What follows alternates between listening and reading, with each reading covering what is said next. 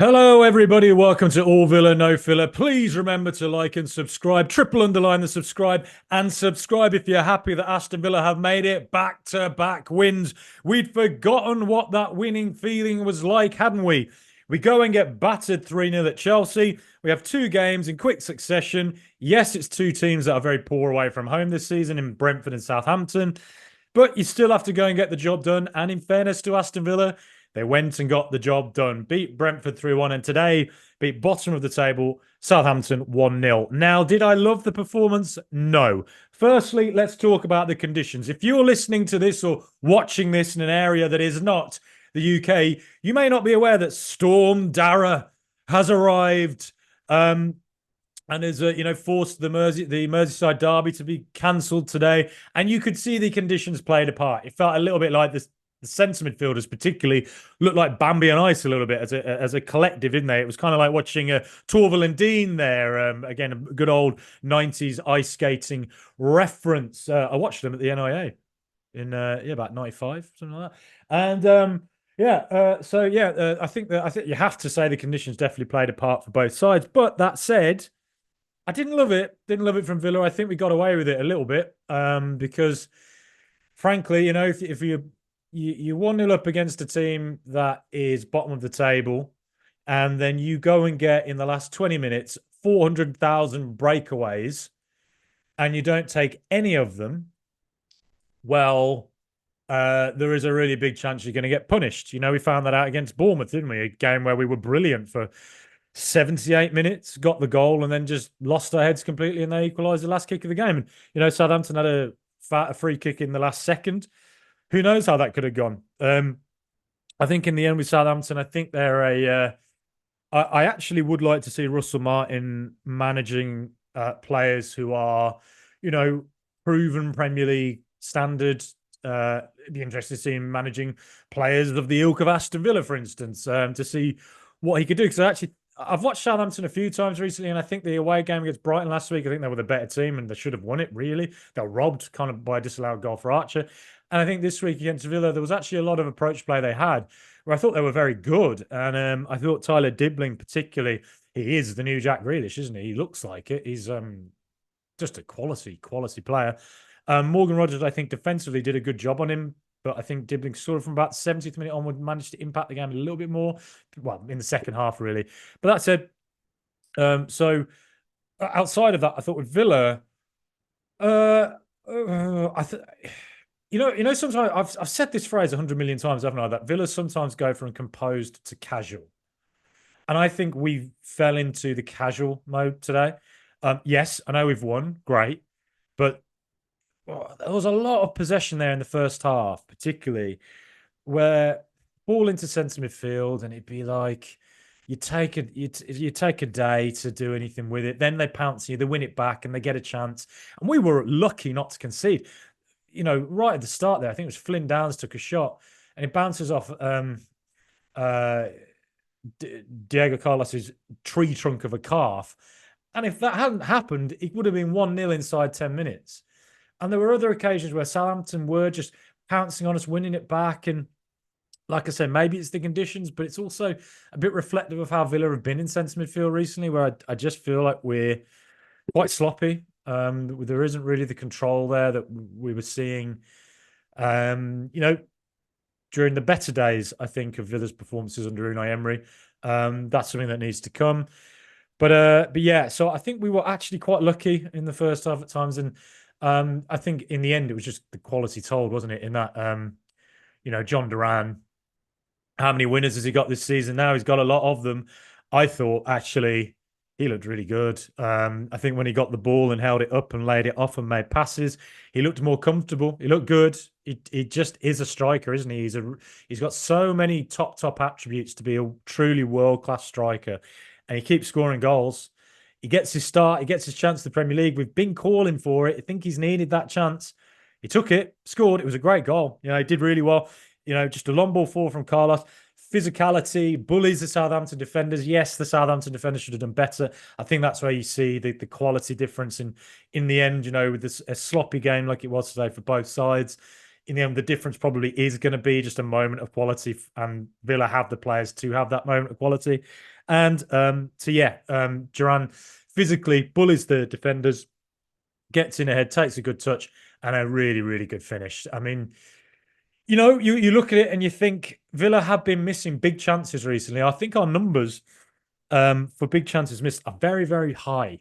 We're underperforming our numbers. So to see Duran just take a one-on-one like that was good. And the more starts he gets, the better he's going to get, and the more goals he's probably going to score. So, yeah, really good showing from Duran. Good for him. Second half, I think Villa, again, it was composed and casual. I think we were too casual until we made all the subs, and I think we then got a bit more of a foothold. I think Barker Barker was really poor against Brentford when he came on. And his first pass was like under hit, to Martinez, could have put us in danger. But I think actually he grew into it. And I think he actually imposed himself well on the game and made some decent passes. I think Watkins, I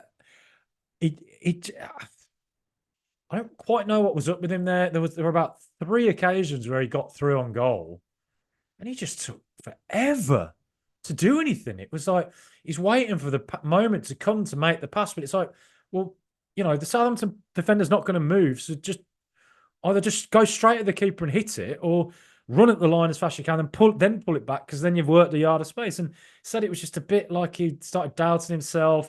He had made one mistake, and then it gets into his head and he starts to make more and more of them. He's making the wrong decisions. And it just wasn't a great showing. I think it just looked a bit too casual. I think Rodgers looked a bit too casual in the second half as well at times.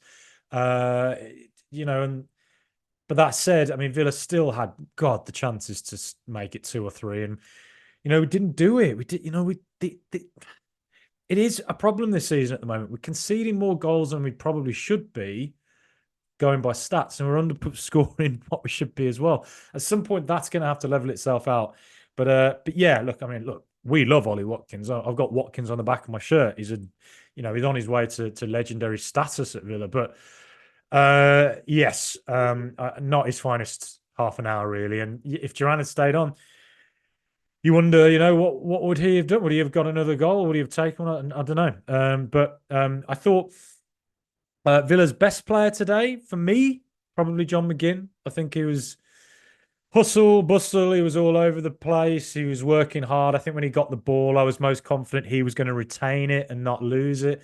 Everybody else, generally in the central areas, I was kind of worried they were going to lose it. I thought Kamara actually was good as well. There was a lot of tackles he won. I look forward to seeing his stats actually from today. He just, again, like against Chelsea, even though we lost, Brentford, and today, just his presence just really adds something to Villa. We're a better team when he's there. And I think there were a lot of occasions today where it was like, yep, I'm glad Kamara's there. Other than that, I mean, it should have been 3-0 Villa, really. It could have cost us. So that's probably why I sound a little bit more down about it. I think, there's been frustrating times in the last month and a bit, just because it feels like Villa have had games where we've really shot ourselves in the foot a lot. And today it looked a little bit like that again, where we could easily have shot ourselves in the foot, and we were almost begging Southampton to pounce on a mistake in the first half. Some Carlos's distribution, it's never going to be a strong point, his distribution. His weight of pass is heavy a lot of the time. And I think Tielemans looked a little bit off it as well. But then again, look, these are brilliant players. We're a brilliant football team. It says a lot that I'm being critical when Aston Villa have just won 2 games back to back. But look, they've done what they had to do. We're pushed right back up now in contention for Champions League places. Bounced right back from Southampton, from the Chelsea loss, which is a great showing of mentality. That's what we do under Unai Emery. We bounce back from setbacks very well. It's what we've always done. Leipzig away now. Big chance to, get another 3 points. They're in terrible form, but it is going to be a very tough game away there. Then Forest away as well. On a separate note, I think the football schedule is an absolute joke. I don't think there's any excuse for the Premier League to have this amount of games in December. I don't care about Christmas traditions. I don't care about Boxing Day traditions. Figure out a way to ensure that games like Brentford in midweek, like all their midweek games, why just push them later in the season? Push it later. Just put it to bloody March or something. There's no point killing these players, because all that's going to happen is injury after injury, and it dilutes the product and it makes football less interesting because there's so many games. It's just like, oh, football's on again. It takes away from the kind of the special feeling of it.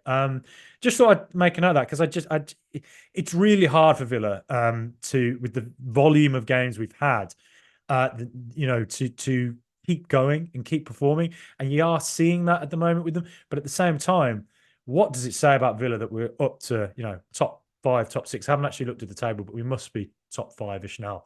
What does it say about us that we've done it? Fantastic stuff. I love this football team. What a win. Big win. Two big wins.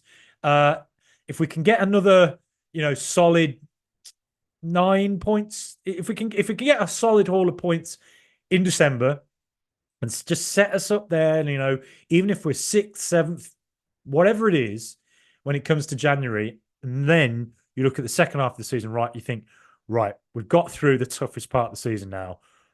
We're well set now to just go for the top of, go back for the Champions League places. So that's what I think it is, what's key this month. And we did it with 2 big wins back to back. And Forest, they're not in great form. They're about to play Manchester United. They're sort of dipped a little bit. Who says we can't go there and do a job? Who says we can't? We did it away at Fulham, didn't we? So why can't we do it away at Forest? Anyway, big win. Up the mighty Villa.